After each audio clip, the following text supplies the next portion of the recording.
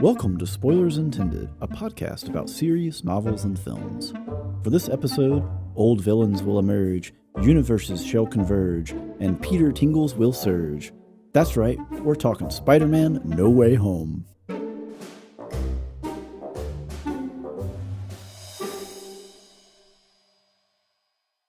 Hey everybody, welcome to the show. I'm Stephen Ford, joined as always by Andrew Knuckles. Hey, how's it going? And Joel Killingsworth. Hello. Congrats on not repeating yourselves there, guys. I'm real proud of y'all. We do what we can. Sometimes. Almost. Well, anyways. I repeated myself. I have the exact same intro every time. Now the audience can go back to previous episodes and listen to those the numbers intro. up, baby. prove you wrong. Or this make a supercut of Joel of just hello. Hello. Hello. Don't do that. Actually, no, do that. Put that on Patreon. Anyways, so before we jump into more silliness and also to talk about Spider-Man No Way Home, we got a little topic to throw out before we get there about abandoned media. So specifically talking about the shows, books, not films, because it doesn't really work that way unless you just stood up in the theater and walked out. Mostly the shows. I've walked out of one movie in my entire life, and it was just because I was 9 years old and I was scared. Jurassic Park. No. Oh, that was me. Independence Day. Oh, fair enough. Anyways, abandoned media. So these are the shows that you started, but you just couldn't finish. So we're going to throw around, or you just couldn't get through wherever they were at the time, I guess. We're going to throw around some and see how the rest of us feel about that. The fact that Andrew gave up on this, or Joel gave up on that, or that I gave up on something else. Yeah. So we'll just kick it over to Andrew first. Oh, you're going to me first? Yes. Okay, well, so I normally try and finish everything that I watch. Andrew consumes a lot of garbage. I do watch a lot of bad shows, and it's very rare for me to find a show that I just can't really get into or just can't keep watching. And most of the time, it's whenever if life gets really busy, then I kind of just go on hiatus on it, and I'm like, I'll just pick it up whenever I get a chance, and then that's just kind of how it goes. About 3 years ago, I tried to watch Avatar: The Last Airbender, the TV show, not the movie or anything like that. Right. And that didn't happen. That doesn't exist. Yeah. I plowed through the first 2 seasons and I enjoyed it. It was kind of fun. Because everyone really hyped it up. It was just kind of one of those things. It's one of those shows everyone talks about. Yeah, absolutely. And it is anime adjacent, which anime is pretty much my wheelhouse. That's I watch multiple seasonal shows every season, that kind of stuff. And then I got to season 3, and I think I got to the beach episode, which I think is only episode 3, maybe 2, something like that, when they're in the Fire Nation, and I just gave up. After such a good end of season 2, to where it's a very emotional climax and all this other kind of stuff, and then they get to the Fire Nation, and it's just I understand that it's kind of Aang's way to try and delay his confrontation with the Fire Lord. Yes, you're good. And but because of that, it just the whole it just meandered. Well, yeah, I'll definitely agree that the first half of season 3 is probably the weakest stretch of the entire show. And there is a bit of what you mentioned with Aang's arc, but there's also just the show itself completely loses any sense of momentum. Yeah. You're just kind of ooh, man, I really came off of season 2 really good, and then just out of nowhere it's just hitting the brakes. Yeah.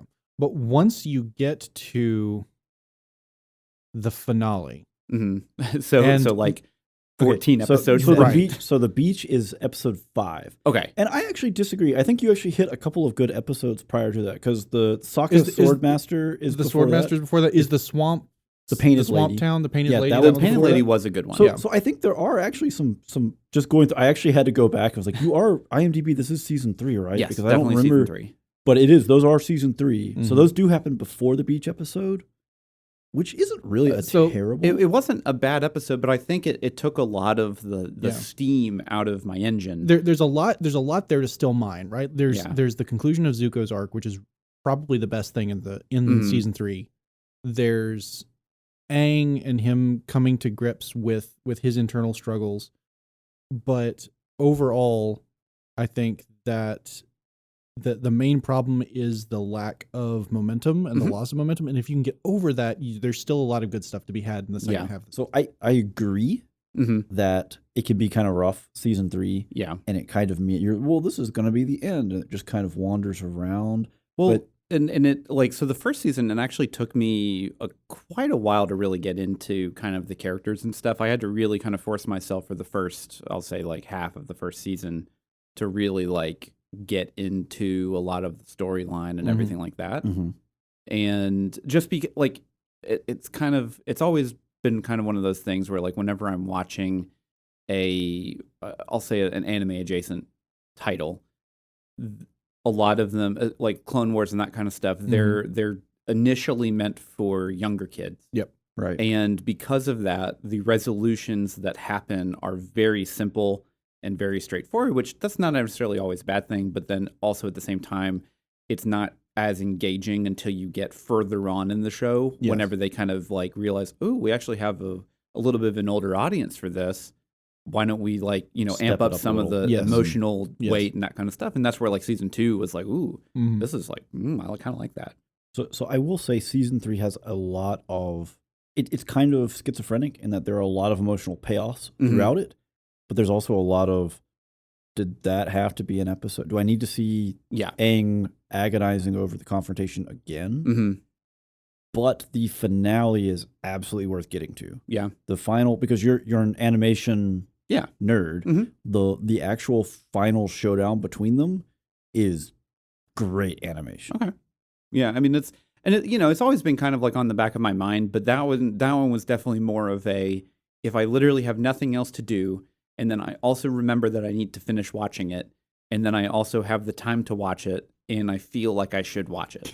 This is a set of if-then statements for which they will never all be fulfilled at the same time. Yeah. And I mean, this is a totally separate conversation that we probably should have at some point in the future, but you need to finish this in order to be able to watch Legend of Korra, which is kind of a controversial thing, but I think is really good. Yeah. On the whole. Joel's right. It is controversial. It's okay. But yeah, so, that's kind of the one of the bigger, I'll say more mainstream pieces of, because I kind of abandon animes all the time. Just I'll watch the first 3 episodes of a season. I'm like, it's not really for me.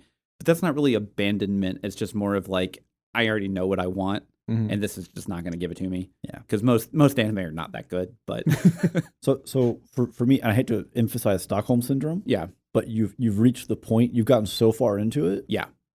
Well, yeah. That not finishing it's kind of a disservice. Well, you're denying to yourself the full emotional payoff, right? Yeah. So I definitely think you should put some time in, because it's a decent number of episodes, but they're not that long. I mean, they're 20-minute episodes. It's just an afternoon worth of plowing through some stuff. Yeah. All right. Well, I'm going to jump in now. Okay. And I need y'all to convince me. Outside of the obvious answer, Joel, you can't take the obvious answer. Sure. But I've watched one episode of The Wheel of Time. The TV show. The TV show. Well, one episode. Yeah. I've read all the books more times than I can count, but I've watched one episode of Wheel of Time. Well, okay. So before we just try and throw suggestions at you of why you should continue watching, because me and Joel are both caught up. Right. What did you not like outside of just, I'll say, baseline story changes?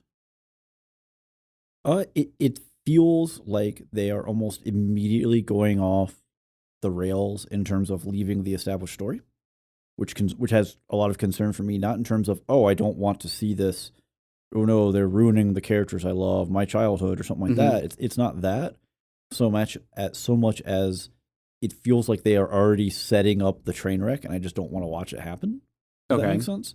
So I feel like I can't push myself, and it may just be the initial episode, because it just felt off, not just story-wise, but just the camera shots, the way it was done. So I don't know if the production levels go up any, or if it starts to feel more natural over time. Well, I have 2 initial thoughts. Okay. One, the first episode is one of the weaker episodes of the season so far.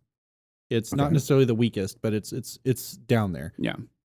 But on the flip side, the season isn't over at the time of recording, and so I can't sit here and tell you it's fine, because I don't know. You don't actually know. There's still another episode to go.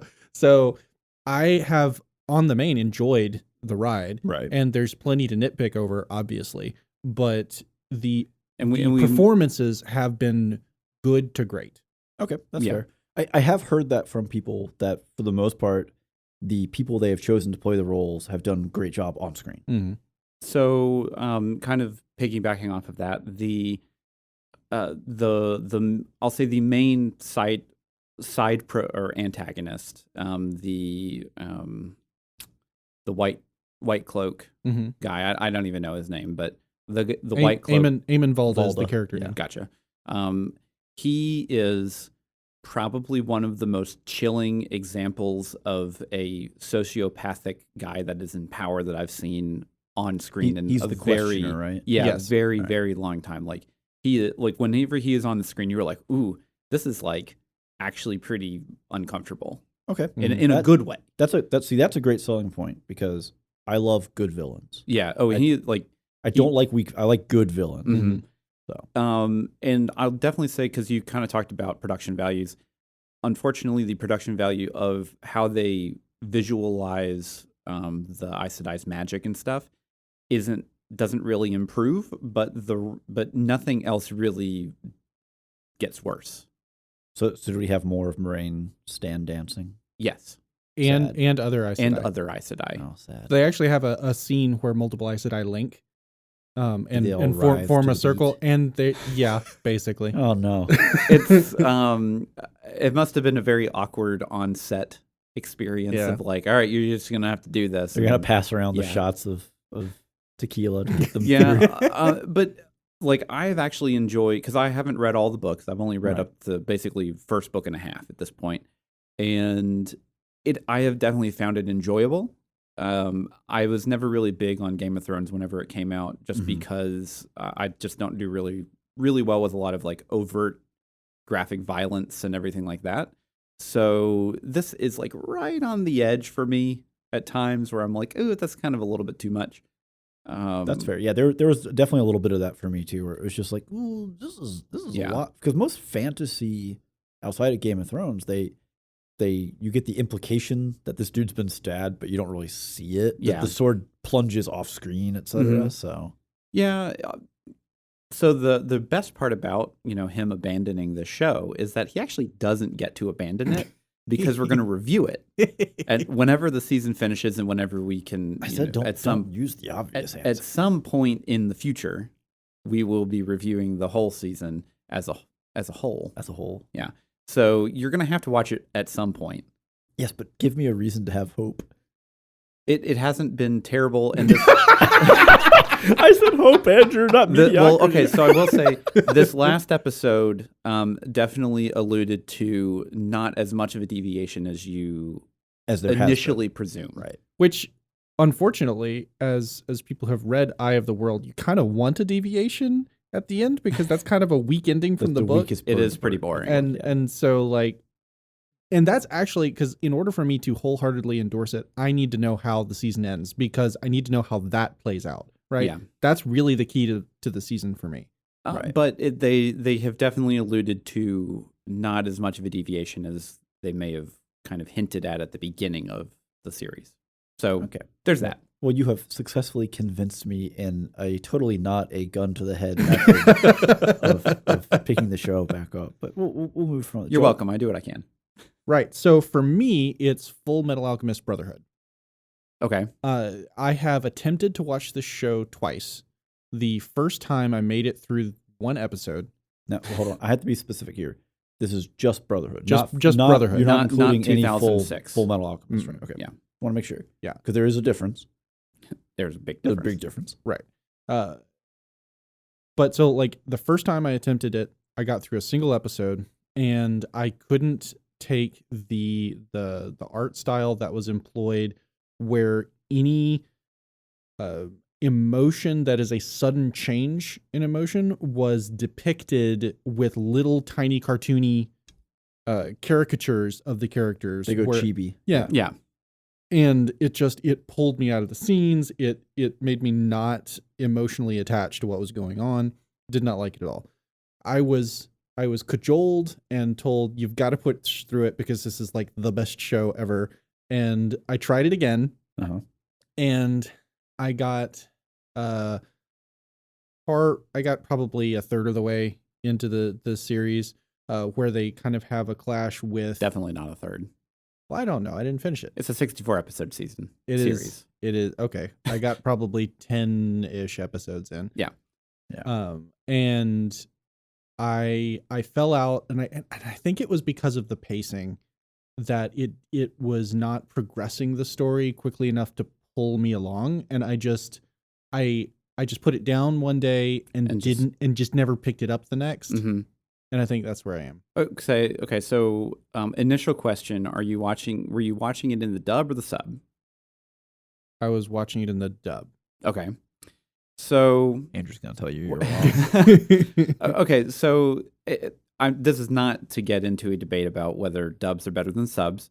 They both have their place in very specific certain cases and things.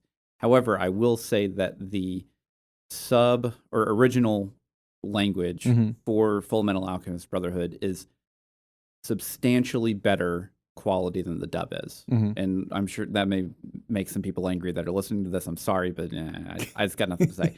Sometimes the emotional projection of the original voice actors is better. Ed and Al's and Winry's specifically, their performances in the Japanese is just so far and above better that their delivery of lines, especially for the comedy and stuff like that, they're just better because they emote a lot of the emotions just a lot easier. And I do understand that a lot of people are like, well, I want to be doing other stuff so I can listen to it and still understand what's happening and not have to actually read the screen. I completely get that, and that's totally fair. If you can watch it in the sub, that you'll definitely get a lot more out of the show. But unfortunately, the caricature kind of style doesn't really change. Yeah. And it doesn't go away. That is going to be one of those things where you just have to accept that as a reality. The pacing, though, is actually kind of interesting because I feel that the first, like I'll say, third of the show, which is roughly 20 episodes, is actually pretty lightning paced for the kind of what happens in the middle, where it doesn't slow down, but it is definitely not as it's a lot of setup for the final act of the series. Yeah, it really felt like the stretch that I got into was focused on kind of the overarching plot as opposed to the character arcs for Ed and his brother. Yeah. And like I was really interested in them, but I wasn't really interested in what else was going on. And so like while we were over there, I was kind of pulled out. So a lot of what happens during basically like once they kind of get through the initial push of like kind of establishing characters and like, oh, this is kind of where the story's going. Once you get into the middle section of the series, there is a ton of character development for Ed and Al, specifically about their relationship with themselves, with each other, also with other characters and that kind of stuff. And then there are things that happen, which I will not say because it is a spoiler-free section of the show right now. We have not crossed the spoiler-verse. And wall, it's definitely one of those where like when those things happen, they are lasting consequences. Okay, well that's really encouraging. That's the kind of dark drama that I want. Yes. To I was just gonna say get that's probably the biggest appeal to Joel is when things go wrong and people have to find ways to recover. Is they suffer for it. Yeah, and Ed is definitely one of those protagonists that suffers greatly for a lot of the problems that he creates that are his own. Yes. Give me a character that their life is pain. I will watch this. Well, and he definitely. So Full Metal Alchemist Brotherhood is one of my favorite shows of all time. Like I've watched the series in its entirety probably 6 or 7 times by now. Like there'll just be times where I'm just like, I just want to throw that on and just put it on. And the all of the investment that you get early on is absolutely worth every payoff towards the end. Especially Bones, the series that animated, or the production studio that animated it, they never hold back on any of their action scenes or anything like that. So like a lot of the later fights are just so exhilarating because They're really dynamic stuff going on. And the good thing about Brotherhood, and one reason why it's probably regarded as one of the best series ever made, is that it also ended with the actual manga ending instead of it got too far ahead of the manga and then they just had to like make their own ending. Right. It was made after the manga had been finished. It actually ended the same, like basically Really? So they were already... in production. The final volume landed whenever the final episode. So they were getting actual like story notes. Oh yeah, yeah. No, they were collaborating directly. That's cool. Yeah, I did not know that actually. But it's definitely give it another try. I understand that a lot of the anime styling or dressing of just the show, and that's just kind of the medium. Yeah, you just got to get rid of it. And like your note about getting back to the character arcs really in depth for the middle portion of the series really, because it's definitely one of those things where it definitely slows down, quotation marks, but it is not slow in the sense of there's no development and it's just filler episodes. Like everything that is happening has a reason, and that's what makes the show just so good, because when you get to the end, it is just emotions all day. Well, so Joel, I'm going to commiserate with you for a second because the whole jump to chibi style animation is one of my biggest gripes in anime, because hey, this is serious, take yourself serious, express things seriously, but I think at a certain point, the material gets so weighty and there's so much going on that having that, it's kind of like how Marvel does, where they will have really serious, heavy world-ending events and someone will make a joke. And that's kind of anime's expressive way of breaking tension. So there is a point where you kind of just have to accept that, hey, this is how they're going to break tension. It may not be a way I like the tension being broke, but I really like the tension. So I just have to push past some of those. Yeah, well, and that's literally how I do it. Because I hate it when shows do that. Yeah, and just to hammer down one more time, like there definitely is something that is lost whenever you translate it into spoken English, from what it was originally intended for. Even just translation, but it's just English just doesn't have the emotive expressions a lot of times for certain words and certain just pieces of dialogue that it just doesn't translate over very well. And because of that, I mean, like there are definitely shows I watch in dub, but the sub just is just for Brotherhood specifically. I can't recommend the dub at all. So okay, all right. Well, sorry guys. On that note, since Joel mentioned that he likes it when characters' lives are just pain, we're gonna move on now and talk a little bit about Spider-Man: No Way Home. We have not crossed the spoiler wall, so this is spoiler-free right now. Just a little brief overall impression and maybe a little summary. Joel, you want to hit us with a little synopsis? Okay. Oh no, that get you off guard? Summarize. Synopsis. The word is synopsis. Synopsisize. So at the end of the previous film, it was revealed Far From Home. Revealed to the world that Peter Parker is Spider-Man, and he is under suspicion of murder of Mysterio. Right. And so we have him dealing with the fallout of that. Everyone knows who he is. He can't get any peace. He's under suspicion and stress. And this is affecting not only his reputation, but it's affecting the reputation of his friends. And it's affecting all of their lives negatively. And he eventually comes to Doctor Strange as kind of a last-ditch effort to be like, can you fix this? Because I have tried everything I can think of, but you're magic. You can do stuff that I can't even imagine.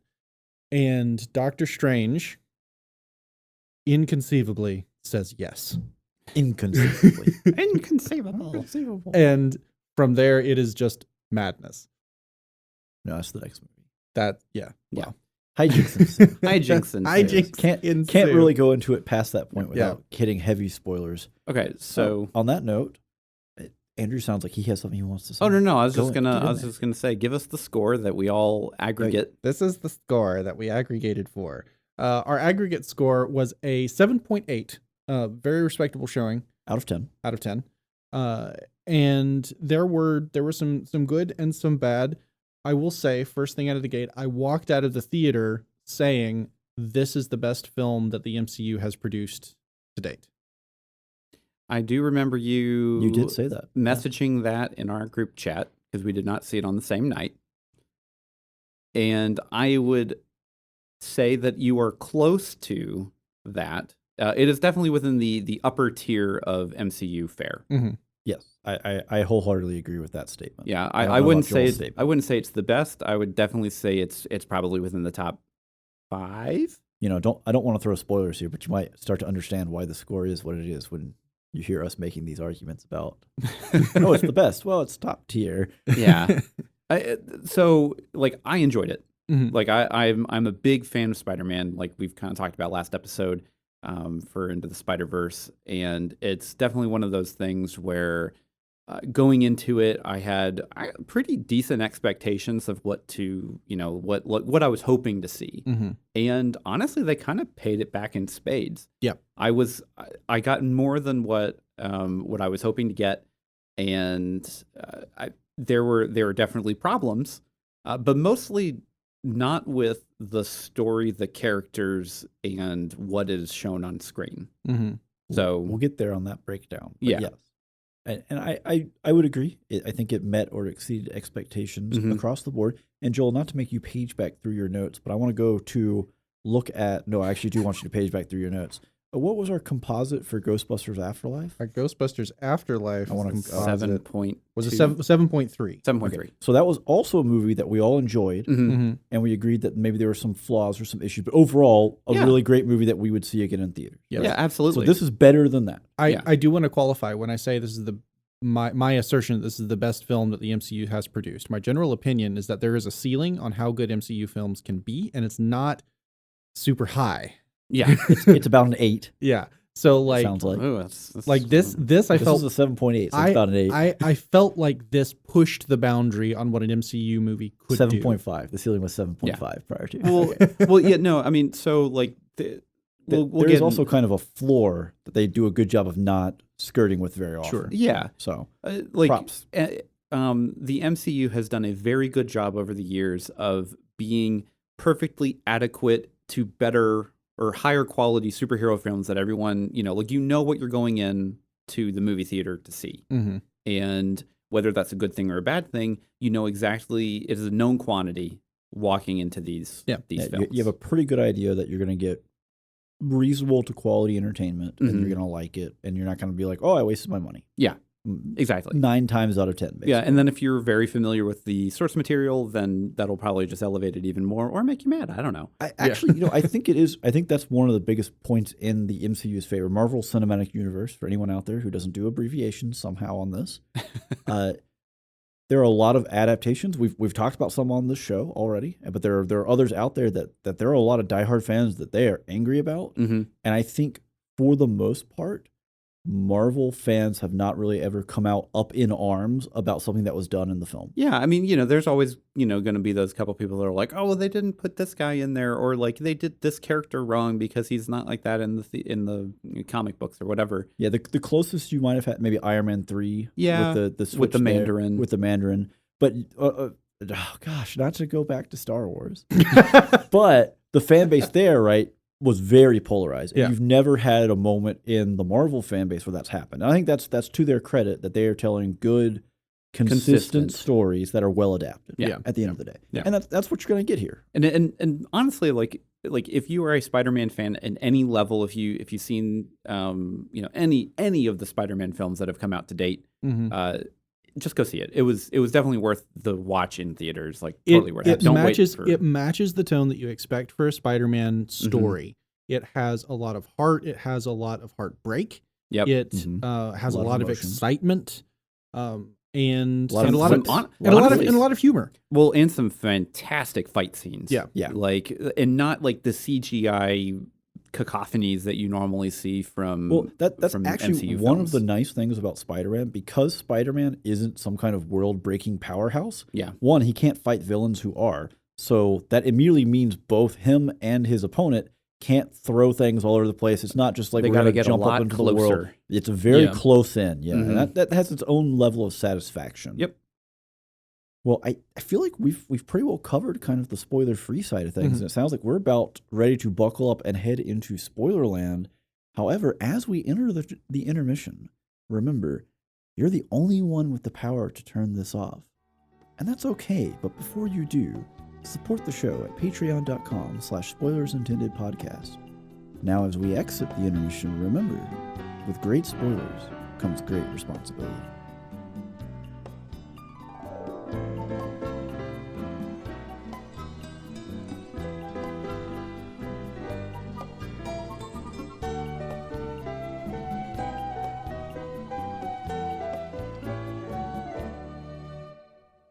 All right, and we are back. We have crossed the spoiler wall.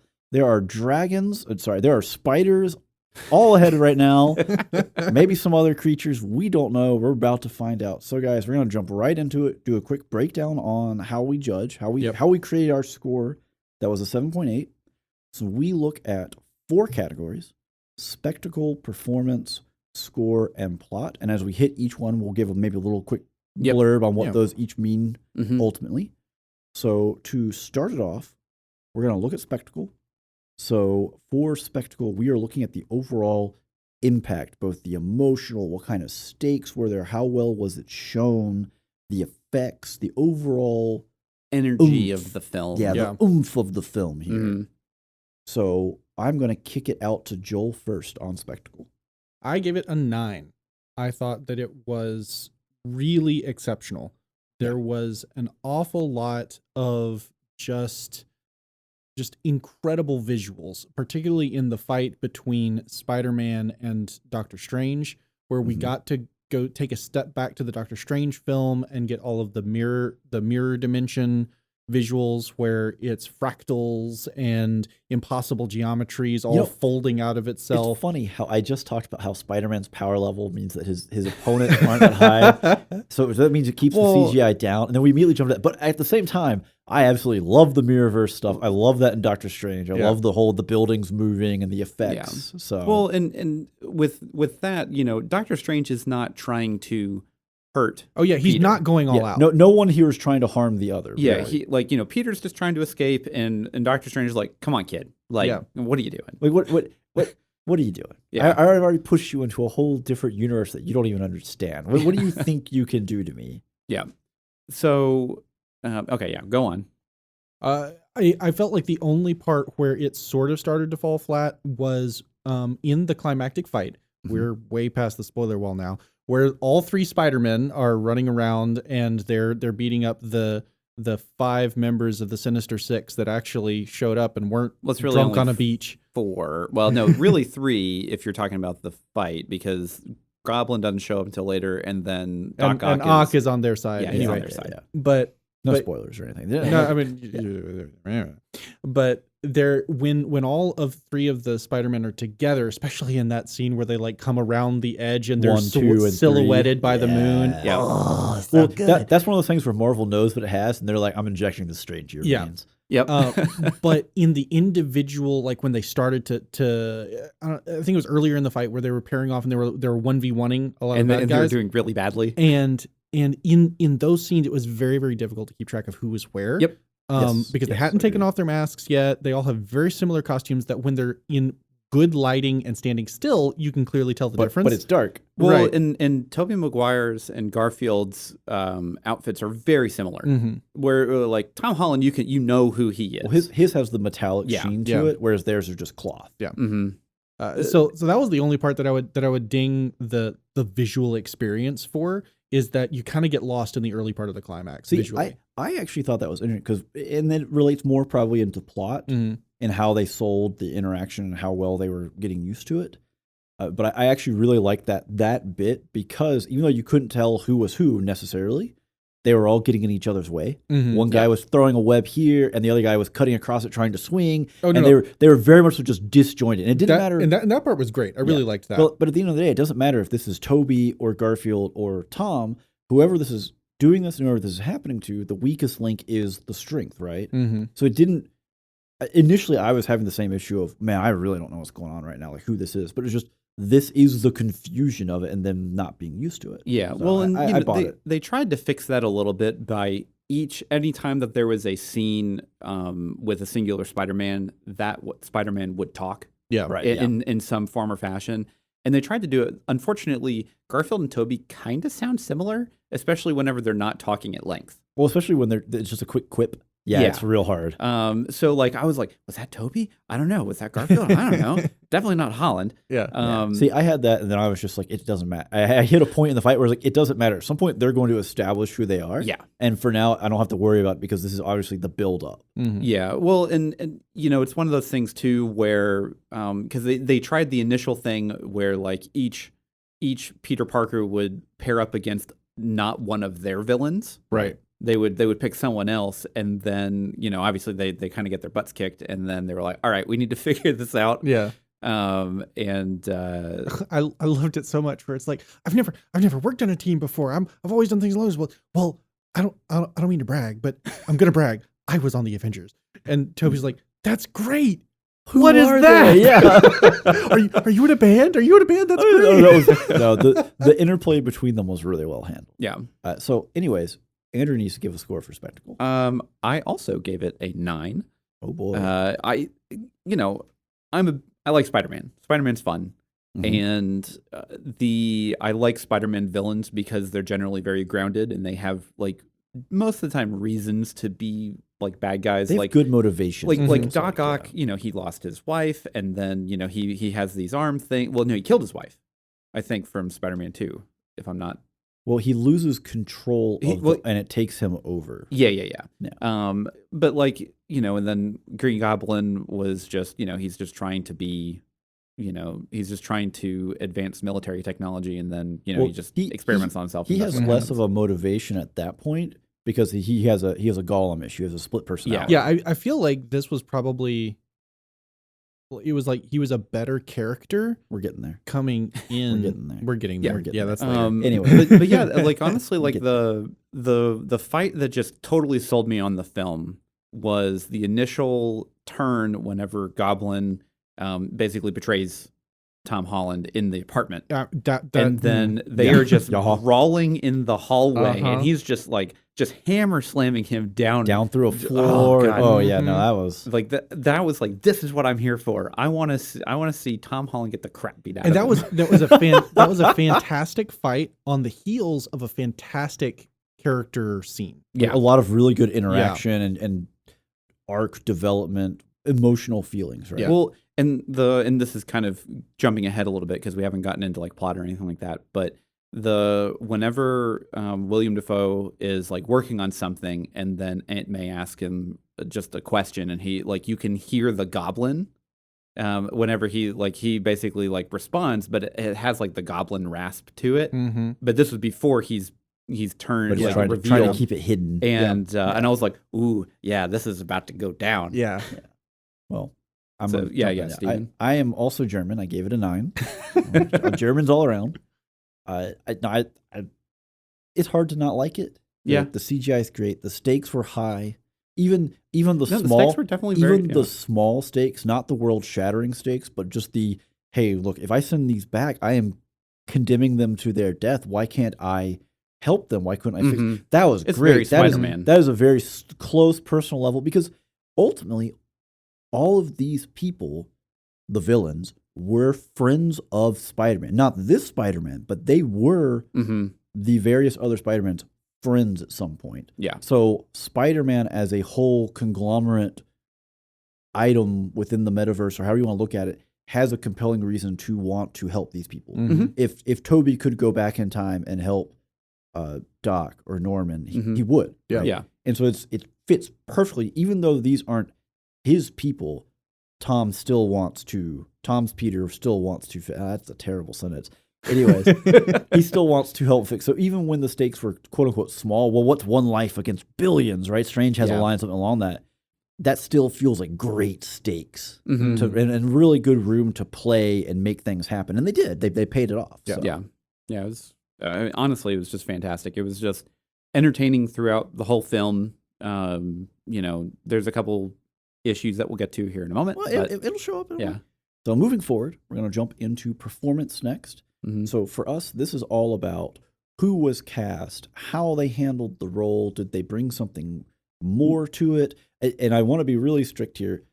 Plot comes later. So if the writing is bad, we're not looking to ding the people on screen. Yeah, we're talking about the actual performance of with what they got. Yeah, right? how they sold it. And it can be very difficult to parse that out. But right. We're trying our best to split that apart from, well, he didn't have good lines, but he was definitely really there. So and we can't really ding like casting choices because all of the characters that we see in this film have been characters for these films for years. There was no new casting. This one's really simple. Yeah. Yeah. So I'm going to go first. Yeah. I gave it a 10. And I have to say, and maybe this is some bias, because I liked the Tobey Spider-Man series. Mm-hmm. I didn't watch the Garfield series because I had kind of the superhero burnout. Why do I have to see Spider-Man's origin again? I don't want to see Spider-Man's origin again. But for me in particular, Dafoe and Molina stand out big time because they both... I mean, Dafoe was fantastic. They both really, really handle the I am vulnerable and need to be helped, and also I am a menace and will pivot in an instant and tear your heart out. Yeah. Yep. They both do it so well.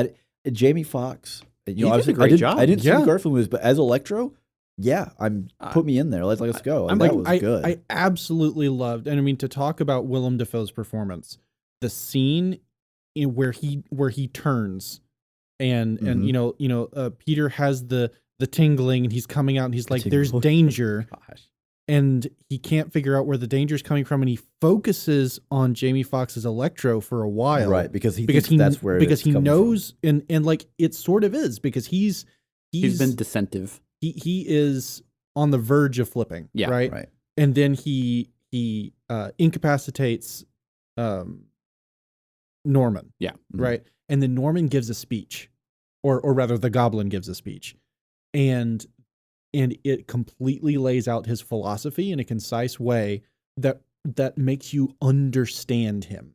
Mm-hmm. And whereas Electro had been kind of waffling, he's like, well, I see what he did for Octavius, and that was good. He was insane. Like, I saw he was insane. And I saw how big a shift now this he's is. not insane. He's a dude now. And like, but I like what I have. Mm-hmm. And he's very conflicted. And then the Goblin gives his speech, and he's like, you know what? This man's right. And then he grabs the arc reactor, and he's the nuke in the room. Yep. Yeah. It was because so good. The power scales, right? I mean, at the end of the day, Green Goblin is an enhanced individual, but without his suit on, without his bombs, without his glider, he's not that big a threat. He's just a strong dude. Electro in an enclosed environment would be you just fried. With a self-contained infinite power source. Right. Yeah. Like that's a huge problem. So spotting it as the initial, this could be an issue, and then the turnover. It's just the ability for Dafoe especially, and then Molina to pivot from you connect to them, you make the emotional connection, like when Norman goes and finds Aunt May, and he's like the borderline homeless guy, and we have to help them and all this. That pivot is so good. I think the only, and we before the show we talked a little bit about that we felt like Doctor Strange was maybe Cumberbatch is probably the weakest, a little weak. I actually think, and I don't even. This is how weak it is. I don't even know if I'm going to get the villain's name right. Is it Croc? Is it the Lizard Man? It's Lizard Man. See, and I know that they made that as a joke, but that was basically the only real payoff for him. I mean, he's part of that big swing betrayal, but I feel like that role was a little lost and wasted just because mostly it was just used for the one-off jokes of, and then we have a dragon in here. And the lizard, the dinosaur? Yeah. And it's kind of like, well, you don't get the same emotional depth from it. And part of it is definitely just he's trapped in a full CGI. Yeah. And like at some point you run out of time, right? Yeah, like you can only cover so many people. Yeah. You basically have the main three, which are, Jamie Foxx, Electro, then you have Green Goblin and Doc Ock, and then the other two are just there. Well, and I'm messing this up. I was trying to look up the actor because I just could not remember the name of the actor, but Sandman. Thomas Hayden Church, who's actually somebody, I don't even know who this is, but Sandman, he does a great job as well because you still get the full flow through of, I don't really have a beef with Spider-Man. I just want to get home, and I am here to do whatever looks like the best path for me to get home the quickest to my daughter, right? Yeah, and like he was the best part of Spider-Man 3.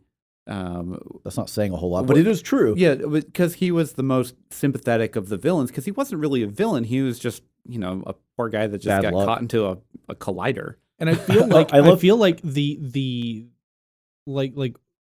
viewing his character was a better experience not having to go through his really corny origin story. Well, yeah. I love how they highlighted that, like, oh man, well, I fell in a vat of eels. Oh man, well, I fell in a collider. Oh, you gotta be careful where you fall. I know. I love how they have the awareness to make their own jokes at that. Well, and I like how they basically poked fun at Jamie Foxx's Electro like at least 5 times in the film. Mm-hmm. At least 3 of those being, well, you fell into a vat of electric eels. Yeah. And everyone's just like, oh yeah, that was just something. Yeah, because it just doesn't make any sense at all. It's fine. Oh, you got powers from it. What? Yeah. Yeah. So, anyways, Andrew, performance. I gave it a 9. Okay. I mean, it's pretty much all the same stuff that we're going to be talking about. Yeah, I think everyone did a good job. I'm not the biggest fan of Tom Holland Spider-Man. I don't know. He just doesn't really vibe with me that much. See, I find that so interesting because I think, especially at this point in the movie, or in the series of movies, he's really just molded into the role at this point. No, he does a very good job at being Spider-Man, and up until this point, for this movie, like I felt that he just didn't really deserve a lot of the stuff that he has been given inside of the universe. Like the suit and all this other kind of stuff, and like the perks of living in Tony's shadow. Exactly. Yeah. And they finally gave him consequences for a lot of his actions and that kind of stuff. So now I can't really say that I don't like him anymore because they actually like did things. Yeah. Well, he's a much more palatable character because there's more there's ups and downs. Well, like so my whole thing is like Spider-Man is a tragic hero in the sense that he has to have a cost for everything that he has done because he wants to live a normal life, but he also has this grand calling to be Spider-Man. Yeah. And Tom Holland never, like up until this point, the other movies, he never really seemed to have that. He was just a dude with superpowers that, has, just some quirky fun stuff during high school. Yeah. Man, wait, hold on now. We're way past the spoiler part, but are you telling me that until you kill one of Spider-Man's close friends or relatives, he's not relevant? Because I feel like that's what I'm hearing. Maybe. I don't disagree, though. Is the problem. Uncle Ben was dead to begin with. He was. But that's not it had nothing to do with him being a superhero. It wasn't tragic yet. Yeah. Now that it has to be a superhero. Yeah. So anyways, okay, Joel, you can... So I gave it a 10 for performance. Everything that we've talked about, the fact that they were able to characterize and stay true to the basic motivations of all of the villains that they had. And it was a huge roster, a bigger roster than Spider-Man 3.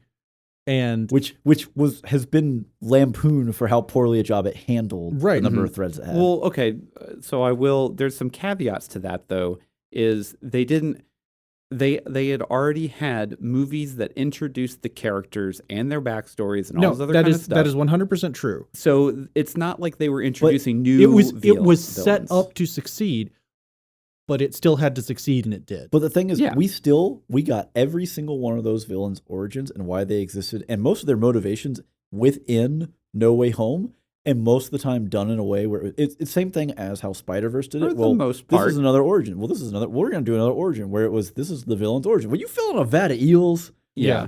I mean, I get that, but it's one of those things where you can't give the movie all the credit because there are 5 other films that came before this that set up these characters. So let's pivot. So let's pivot. I'm not talking about Holland. I'm talking about but you have the only Spider-Men that matter. Let's pivot. Let's pivot then to something completely inside this movie, and that was Aunt May's death scene. Well, no, we're not talking about plot yet. I'm talking about the performance in Aunt May's death scene. I mean, Marissa Tomei is awesome. Her performance was great, but Tom Holland finally showed in that some scene real emotion that he can act. Yes, I agree. That was incredible. I absolutely love that. It was the best death scene that I have seen in quite a while. Well, I think ultimately this movie, for the other movies so far, the issue has been that the 3 main kids, right? So Tom as Peter, Zendaya as MJ, and I had his name. Jacob something? So yeah, as Ned. Yeah. They, for most part, the only thing they have to act with is just teenagers. Yeah. And we've discussed before, like Ghostbusters Afterlife, sometimes just when you're a teenager, being a teenager on screen is just, there's not much to work with. And I think throughout the movie, not just for Tom, but also Zendaya especially. I think she got a lot more to work with because Ned has been who he is. He's kind of the comic relief, the always there support, and he's done a good job. The actor has done a good job with that, and has kind of worked within that realm because it's a little more than just being a teenager. Mm-hmm. But I think up to this point, Zendaya especially hasn't had anything to work with. No, not really. You're a teenage, you're a snarky teen. Yeah. Well, how do you do? You can only do so much snarky teen before everyone decides I don't care about this teenager. Well, and she did finally get some level or easier emotions or like stuff to work off of, basically. Actual material, yeah. And I'll definitely say like the Aunt May's death scene was very good. And I was like, because they kind of fake you out. Where like she gets hit, she gets back up, and you're like, how did she survive that? And then you're like, this is where they're adrenaline. Going. That's what happens. Also, I really shock. liked that whole, and this is more of a plot thing, really, but how they handled that whole scene, because in every, as far as I can recall, every other Uncle Ben dies, Gwen Stacy dies, et cetera, all the other big pivotal deaths, right? It has always been Spider-Man going to the person who has been injured and is dying, and in that one, it is the reverse. It is Aunt May getting up. She's been injured, and Peter is hurt, but he's not like damaged hurt. He's just mostly unsettled and injured. Things have gone poorly. He doesn't understand. Oh my gosh, Aunt May is totally dead, and she gets up and comes to him before and the he's adrenaline like, oh, kicks good, up. you're okay. Yeah. So I like that kind of that flip of the whole scene where the tragedy comes to him essentially. Yeah. And whenever, like, it's kind of one of those, they do the fake out, and then she starts talking, and then, like, whenever she gives the line, great power, great responsibility, I was like, no. She's totally dead. Oh, she's so dead. There's the death flag. Check. Yeah. But, I mean, overall, though, basically everybody in this movie does a good job. Yeah. It's really hard to Well, and it was actually pick. a pretty small cast. It's a relatively concise cast for what they were adding into the film.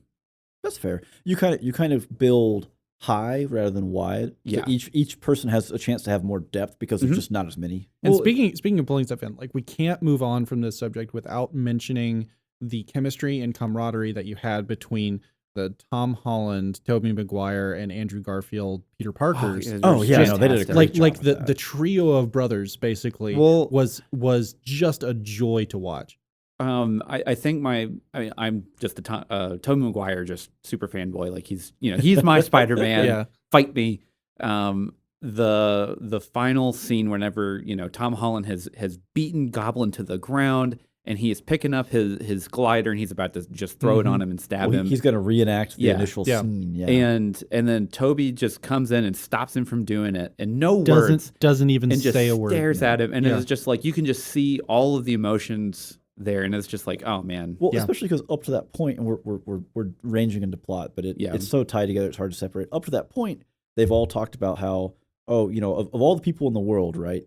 The other Spider-Men, they understand. They're the only ones that they can know understand what you're going through, and when it hits with that, Toby has kind of the look to his face of like, man, I know it. Like I've been there. I've been here. I've been there, man. With and this guy. And we even had the discussion of like, you go and find the guy who killed Uncle Ben, and I got my revenge. And did it change anything? No. Did it make anything better? No. Like I've been there. I felt it. Yep. And he, Toby hasn't really acted that much. I'll say in recent years. Like I think the last film that he was really in was Pleasantville in 2009.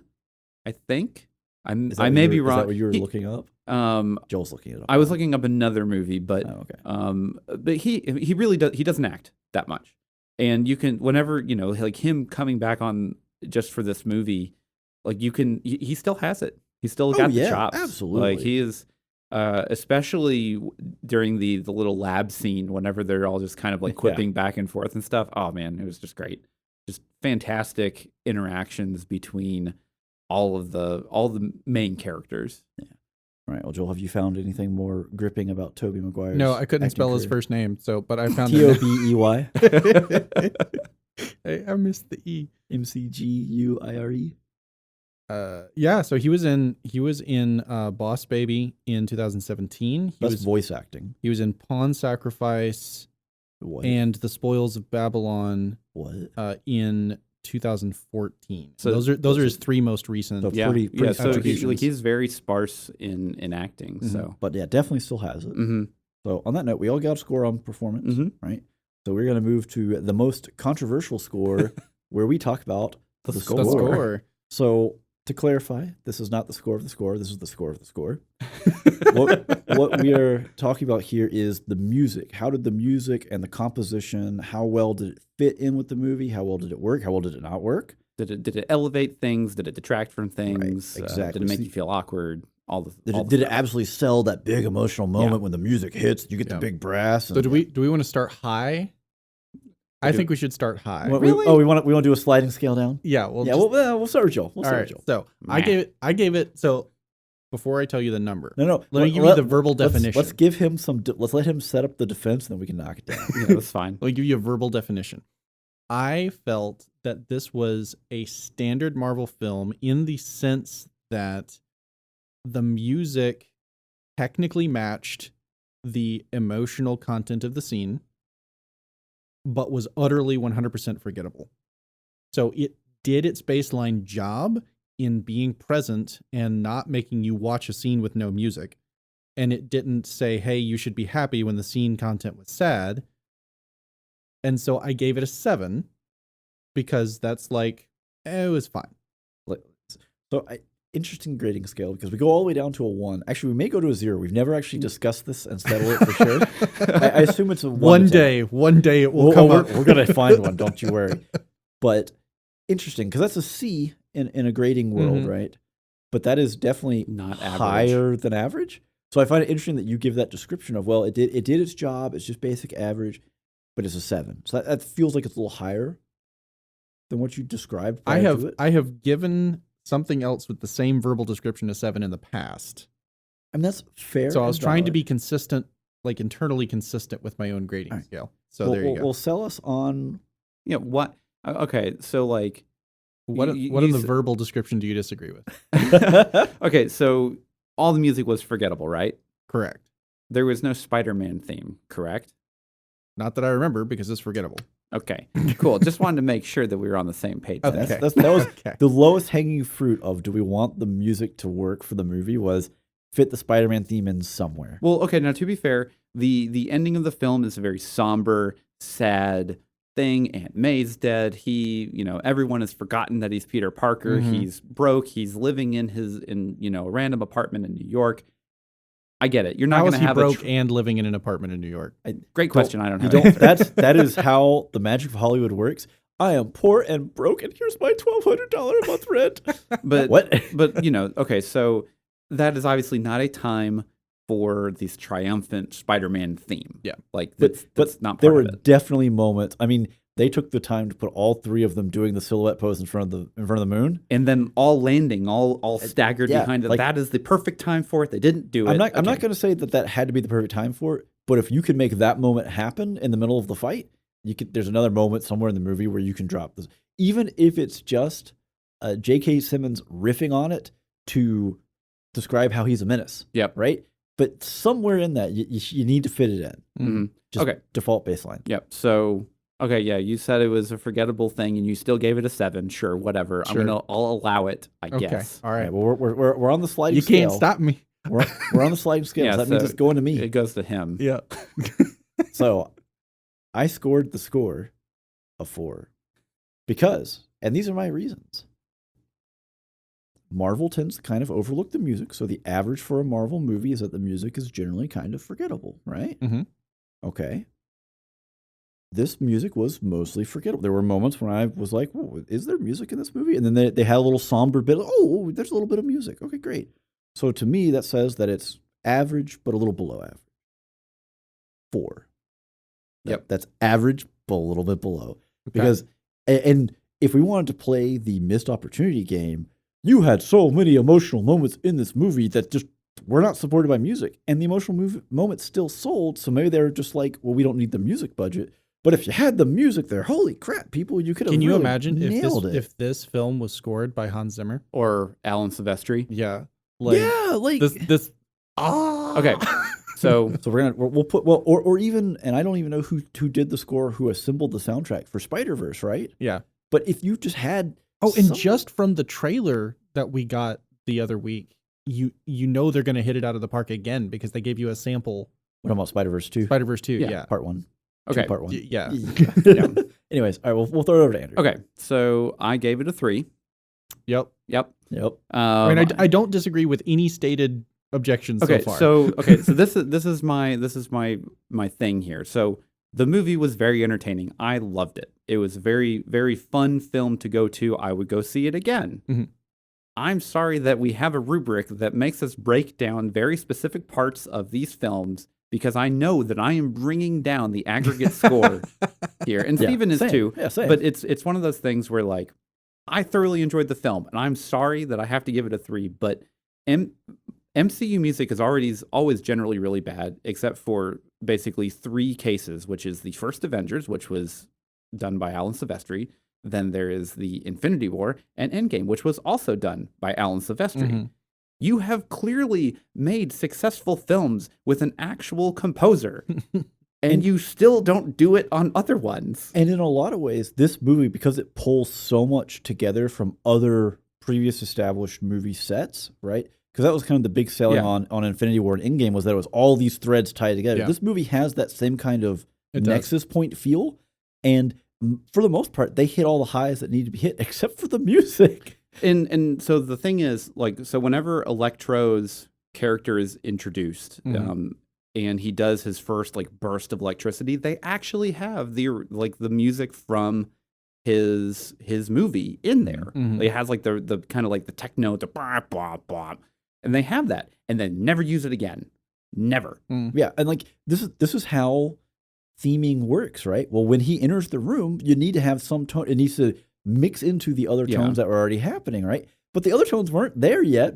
so how do you mix it back in? Because you weren't supplying me with any music to begin with. Yeah, and there were just certain scenes that just had nothing, and I'm, there are definitely very successful movies and other movie scenes in movies that I love that don't have music, and that's totally fine. And normally that means that the actors have to elevate that scene, carry it without the emotional drive that music gives it, which is totally fine. It's just there was just non-existent for basically the whole film. And you know what? I got it, Andrew. I got it. I'm here for you. You ready?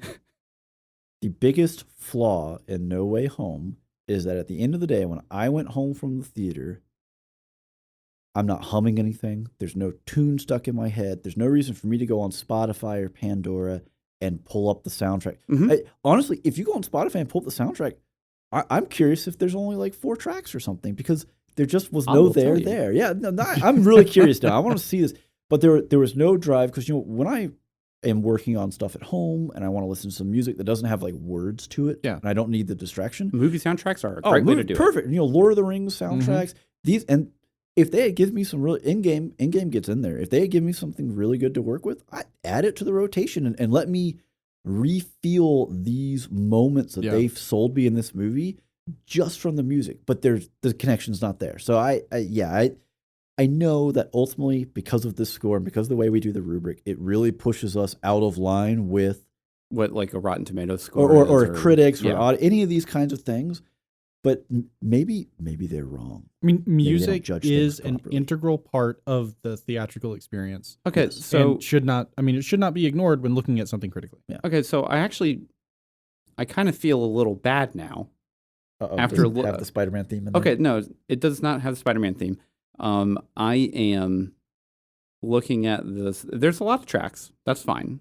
Like probably 20, 25. My 7's starting to look a little more reasonable, No.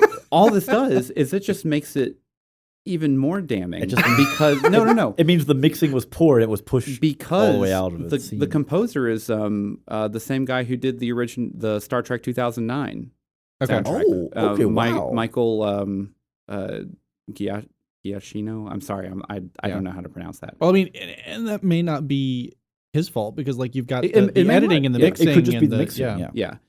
But it's one of those things where it's like, I know he can do really good. I have that soundtrack on my rotation since 2009. Like, I know every single beat to that soundtrack, and he did a wonderful job. So now I'm just like, what happened? I will say,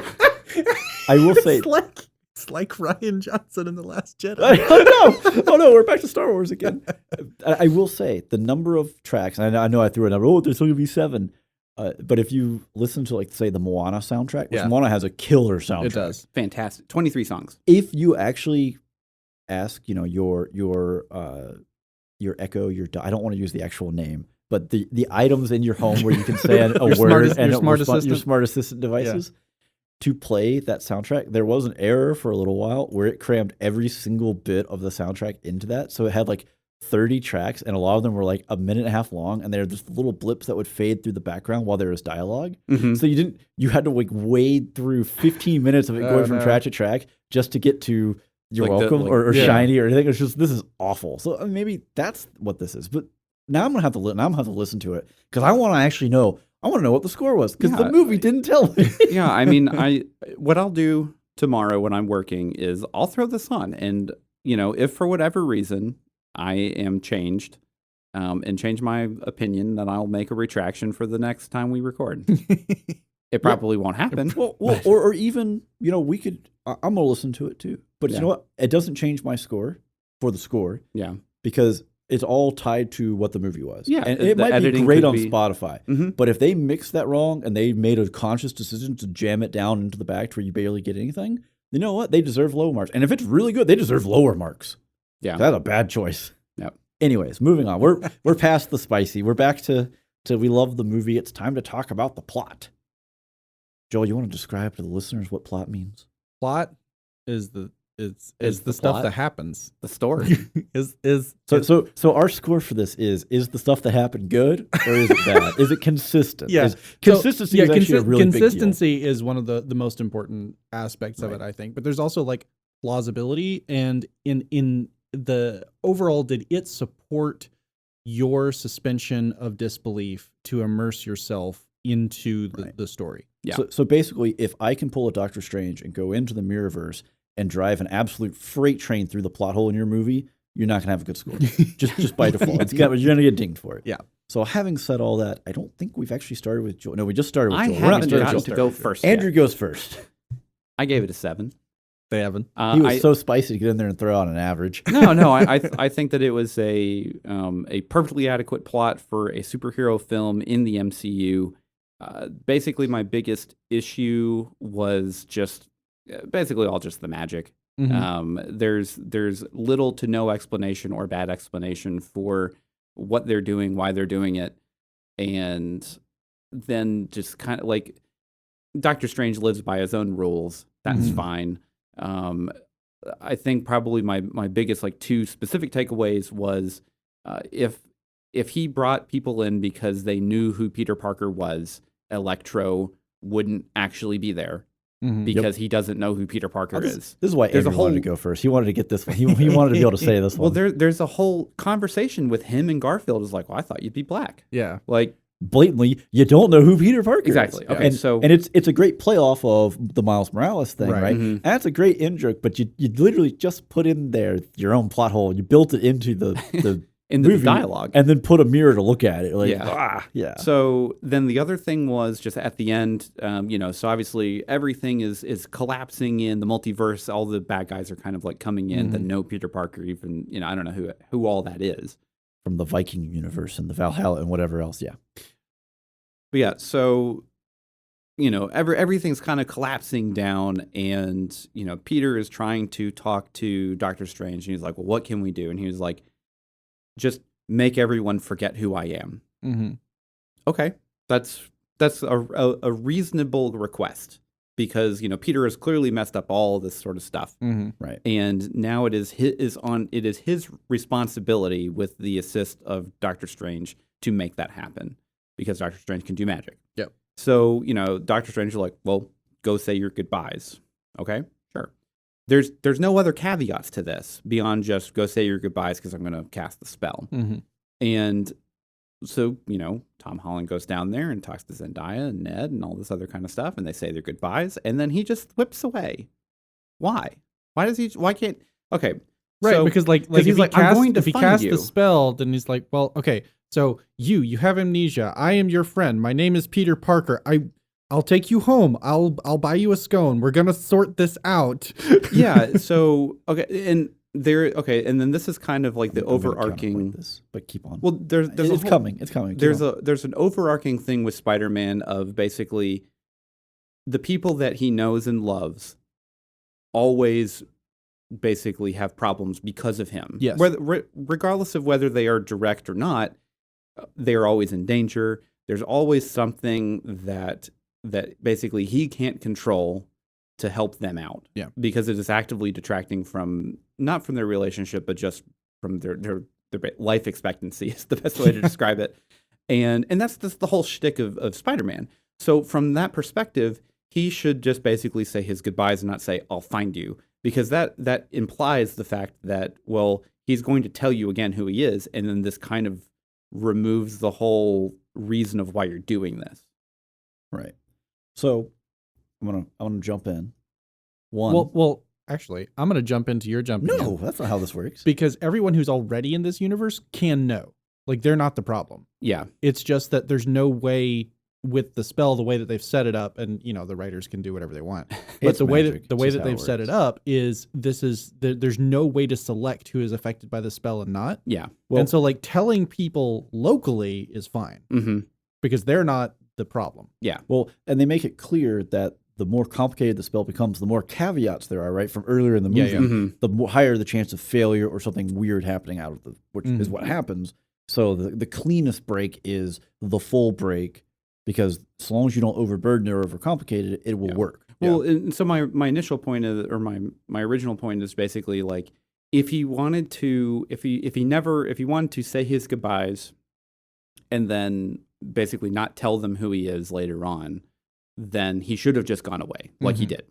But if he had his intentions to come back and talk with them and tell them who he is, then he should have just stayed. Yeah, he should have been there when the spell took effect. Yeah, because they're like, hey, you guys are out in the middle of nowhere, and we need to talk this over real quick.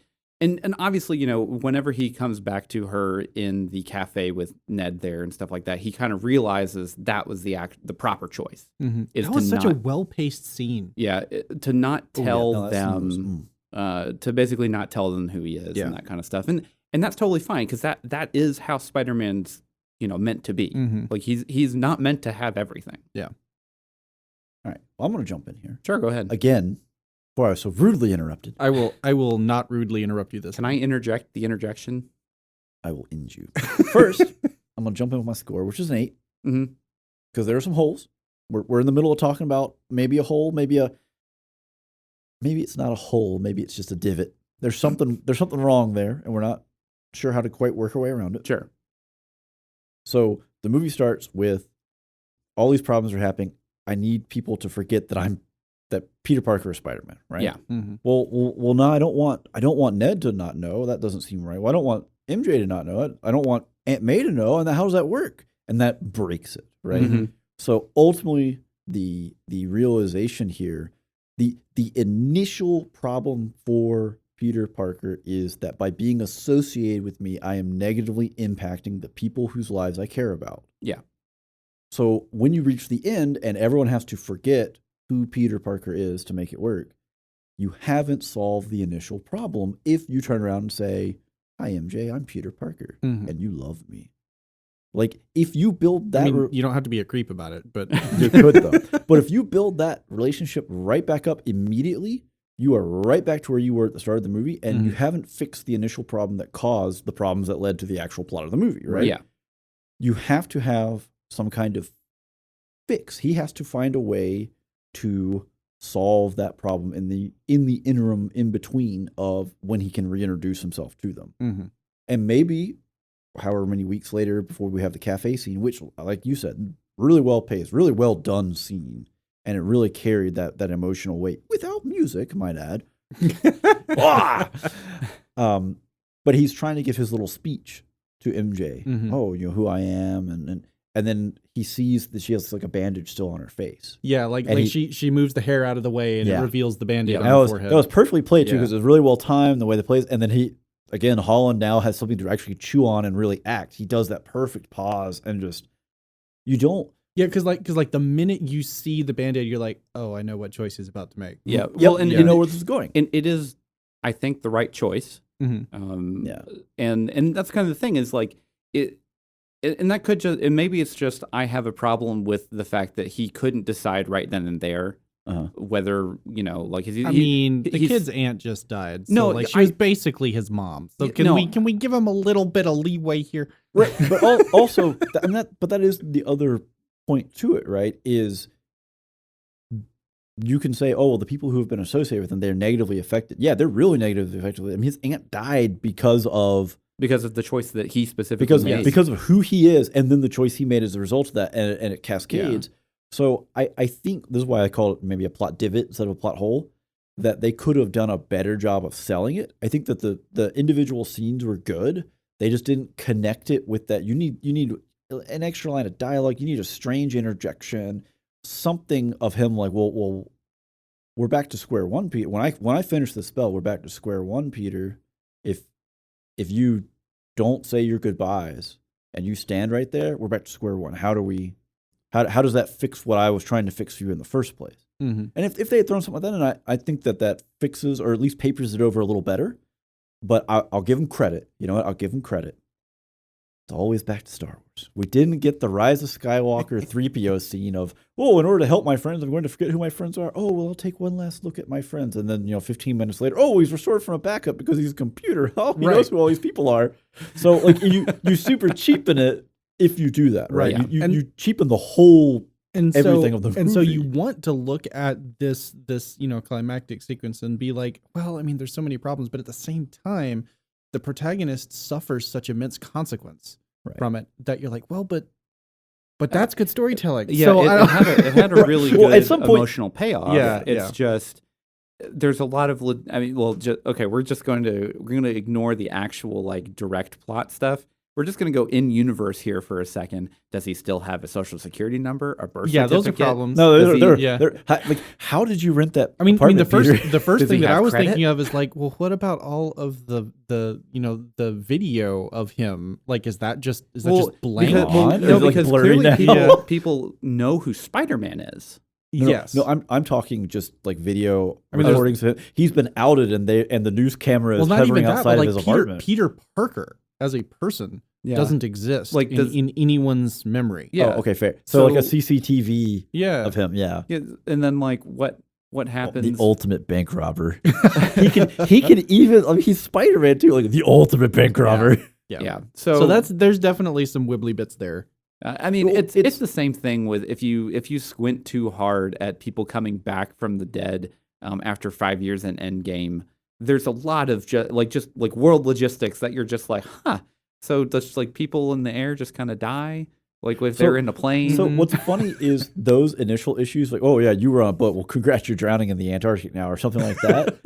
Those are kind of fun and they're kind of weird. But I like how they have kind of handled of like, hey, all these people came back and it causes major strife, chaos, economic problems. We're having a hard time. And they've done a good job with the big macro, the micro issue of, you were on a flight from DC to LA and that's Iowa. Oh, you have fun with that drop. It's a little squidgy. But that's fine. MCU magic, wavy hand stuff. The problem with the MCU, I think right now, is that the biggest pieces they've done have relied on time travel and magic. And both of those get real fudgy because if it's not set down in hard and fast rules of this is this is that, it must be this way, then magic can be anything, right? Yeah, well, time travel could be anything. I mean, in Endgame, they break their rules. Like they Tony Stark creates rules and then he immediately breaks them. Yes. Yeah. So whatever, it's fine. We're not going to get into an Endgame discussion. Moving on to the last part of the plot discussion, I gave it an 8. Okay. Yep. So I agree with everything that has been said here. It's really hard to wholeheartedly ding it because it's very nitpicky. It comes on the back of such really great character moments. Mm-hmm. But like the only other thing that I would definitely say kind of pulled me out of the movie just a little bit was the moment where the two other Spider-Men come in, right? Toby and Maguire. It was a little weirdly paced. And they go, okay, so I've got this thing that does the portals, right? And going back to the Doctor Strange movie, doing the thing with the portals with the rings was like the first exercise that they did once they actually got into training. Right. And so like, okay, this is novice level stuff. So I can accept that, maybe Ned lucks into figuring out how to do it quickly. He's just got the extra whatever. talent, right? There's magic in his family. It's like, right? oh, okay, fine. But, and okay, it works based on desire, right? I want Peter.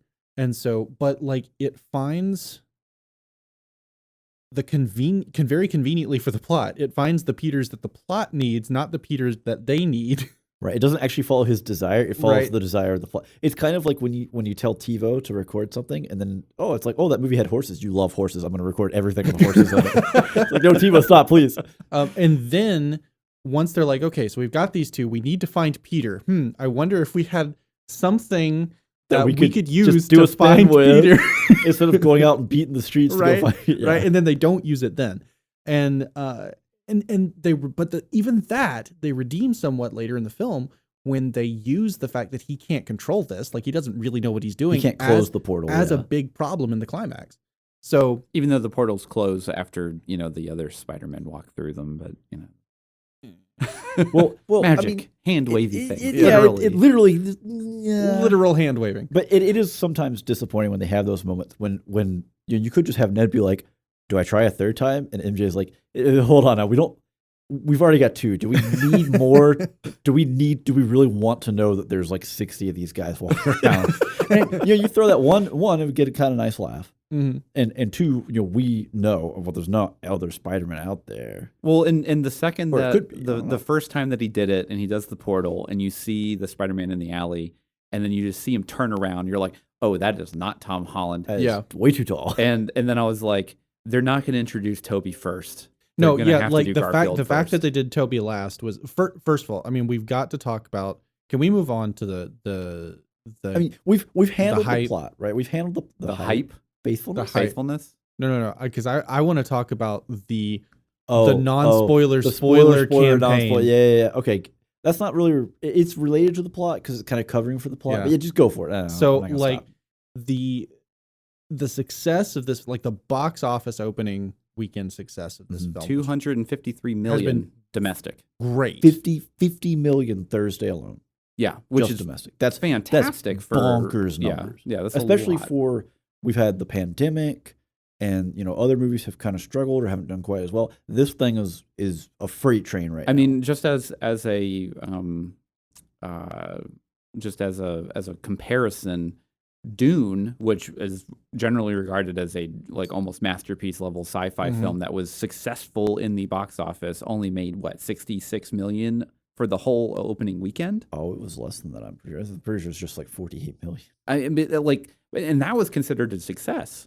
Which I mean, some of that is what expectations you peg initially. Absolutely, yeah, for sure. And there's also like the hybrid release model with also being available. Because they did it on HBO. Yeah. Dune's domestic open, looking back at some notes for some reason, where it was 40 million. Okay, yeah. So Spider-Man beat it on the Thursday. Yeah, domestic which open. was, we were in a packed theater when we saw it on Thursday. Yeah, it was packed. But I will say it was a packed IMAX. Mm-hmm. We had no problem finding a ticket for IMAX.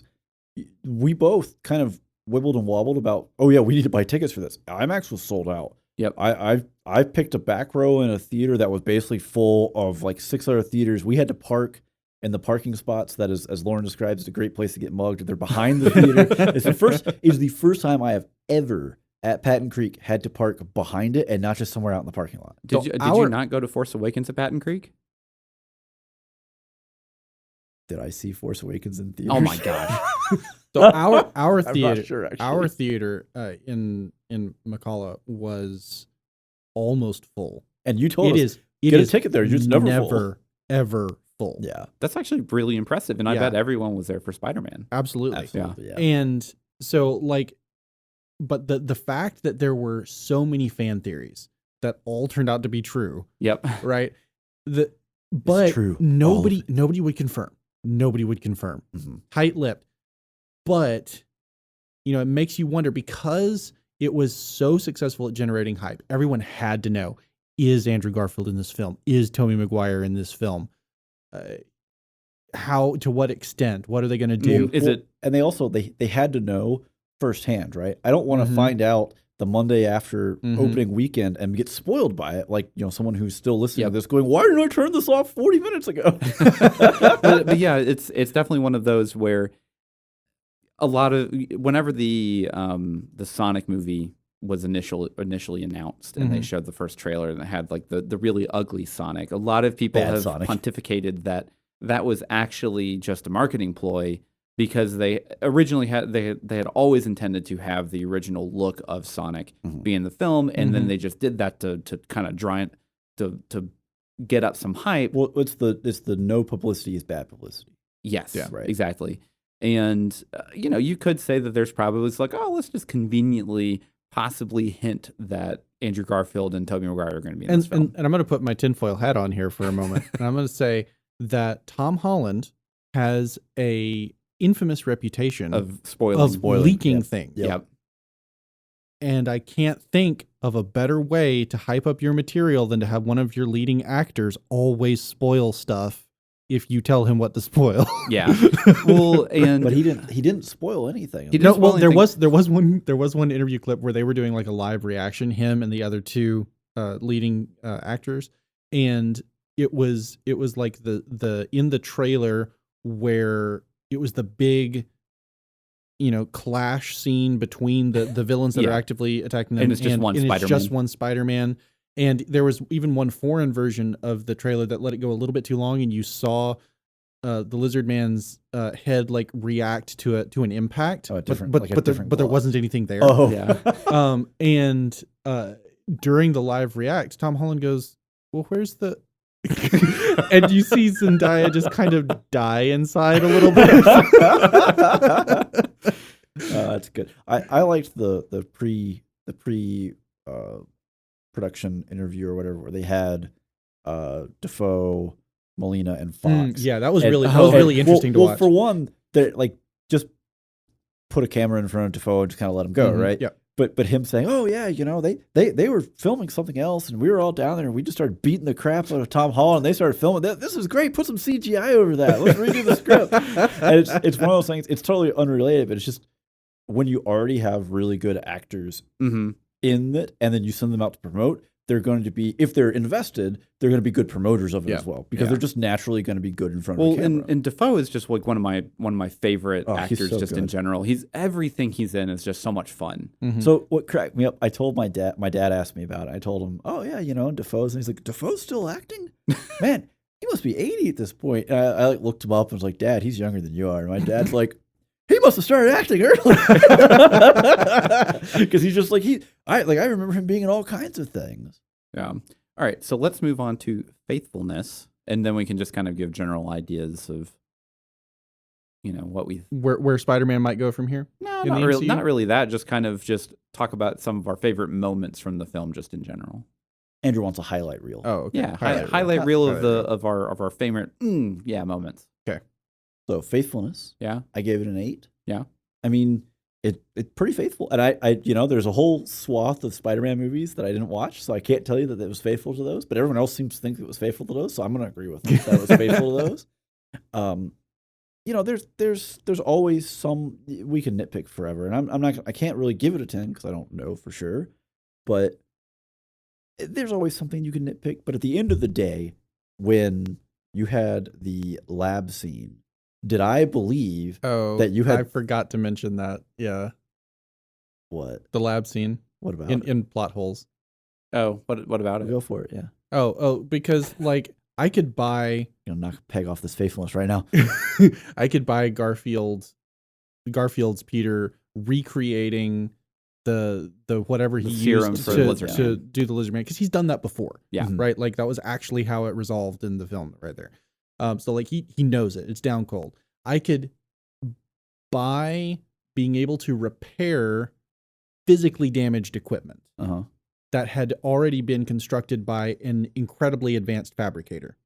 I cannot, under any circumstances, buy fabricating an experimental anti-serum using high school chemistry lab level equipment and materials. For Goblin. I mean, it's a little bit of a stretch. Although, I mean, they did try to paper it over with Toby saying, "Yeah, this is something I've thought about a lot," because and that in itself, it's the faithfulness to it of, well, it killed the father of his best friend, someone he's known growing up forever, and well, if I ever get a chance to redo this, if this ever occurs again, what would I do? How do I? So I yeah, I think that the lab setting that they got, especially when like Tom has Iron Man sun or glasses, put them on. I'm pretty sure those were confiscated. Well, whatever. He is strongly connected to Stark Industries. You could find a better lab somewhere. I mean, sure, but now granted, his Aunt May did just die. He is very distressed, and that is also where they found him, was at the school. True. I mean, it was immediately what was the most immediately available, and who knows? Maybe he goes to some really special Bougie magnet school. school. Yeah, I mean, they got all kinds of stuff in those vials. You just don't know. But the bit where they're all in the lab and they're all interacting and having the discussion, and you have the bit with Ned where he's like, "Oh well, I promise I'll never become a," and Tom has to just kind of look at him like, "What conversation are we having?" I would buy all of those people, specifically talking about Toby and Garfield, that they have been and lived in the spider suit for a long time, that they have been Spider-Man beyond what their movies were. Yeah. They're just dealing with the problems from it. Well, that was hinted at anyways. I mean, it was, but just the naturalness with which they didn't just interact with each other, but also they handled themselves in terms of they all felt, two of them, they felt more mature. They felt like they're not the Peter B of Spider-Verse because they're not jaded and cynical. Yeah. But they're a couple steps below that. Mm-hmm. So I felt like throughout it was a production that was made where everyone involved in the production really appreciated what they were doing. There wasn't really anybody that just phoned it in. There was no, and the writing has some bits and bobs, and they just kind of forgot the music. But besides that, everyone was very invested in it and making it work. And I mean, some people went way above and beyond. Defoe stands out. But yeah, I mean, just overall great. So I'm throw off someone else for it to keep blabbering. So I gave it a 9 on faithfulness. Okay.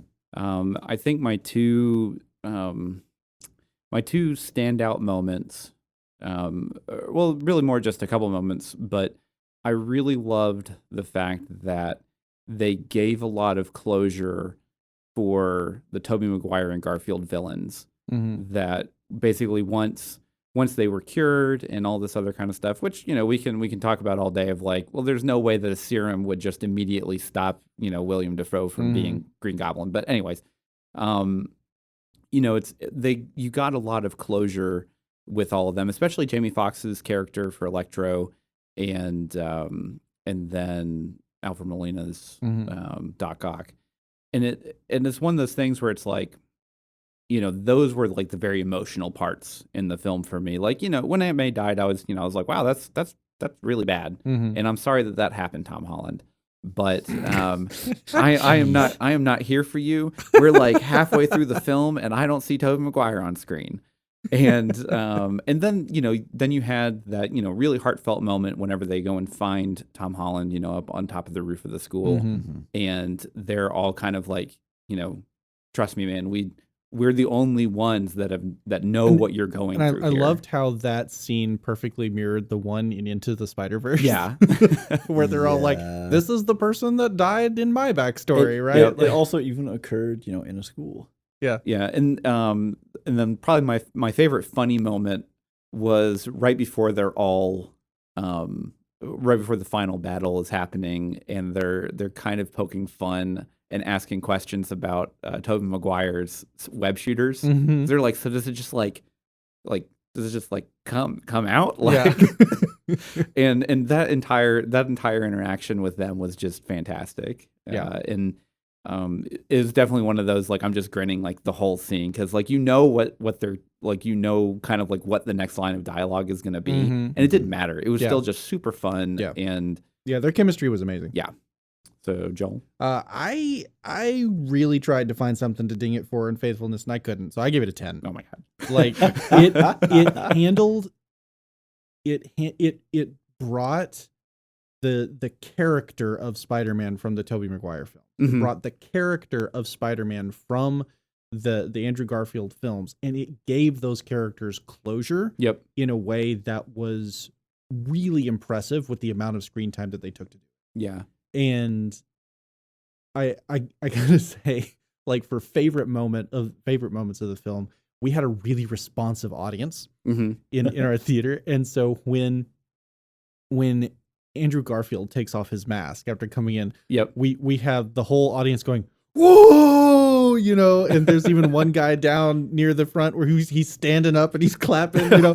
And then when Tobey Maguire walks through, it's like redoubled. Yeah, well, you know, our theater was very much like, oh, when Andrew Garfield came in, everyone was like, yeah, that's cool. And then when Tobey Maguire popped out of the portal, it was just like, everyone was so happy. Yeah.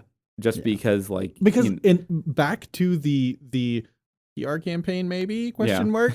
You know, everyone is expecting it, and they're going to be disappointed if it's not there, but they're not sure it's there. Yep. And so to see it happen was really exciting. Yeah, it was really exciting. And then the second thing, it was really hilarious. There was this lady who was sitting behind us that the moment that, you know, after the really, really, really great character moment of the Tobey Maguire Peter stepping in front of the glider and just staring down Tom Holland's Peter of, I've been there, man. Yeah, you don't want to do this.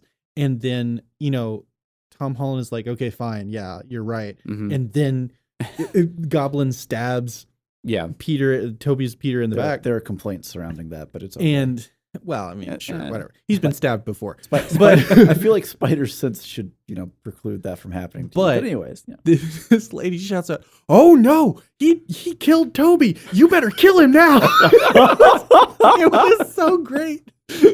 Yeah. But that is to say, I mean, that's not every theater group is going to have that level of responsiveness, but it was such an enjoyable experience that really pulled you in. Yeah, we had a couple screaming kids in ours, which wasn't that fun, but for the most part, it was a good theater experience. Yeah, we had similar to what you got, Joel, because we were not in the same. We thought we were going to be in the same. Yeah, theater. I thought we were going to be in the same one. But we had the same kind of where people, whoa, you know, cheer for it, and it does harken back to kind of, you know, your Endgame, your Infinity War stuff, where people had the big. You'll see a video here and there that someone took where the crowd jumps and screams. Yeah, it's not like quite that big of an impact. Yeah. Cap gets Mjolnir, and then everyone's just like, you know, loses their stuff. Yeah. It's not. It was never quite that big a payoff, but it was definitely a big. Like, you could tell they hit emotional notes because it paid off with people. Yeah. Yeah. Well, all right. Well, that sounds like all the time we have for this episode. So until next time, I'm Steven. I'm Andrew. And I'm Joel. And every spoiler was intended. Thanks for listening to this episode of Spoilers Intended. If you would like to join the conversation and maybe suggest something you think we should review, head over to Discord.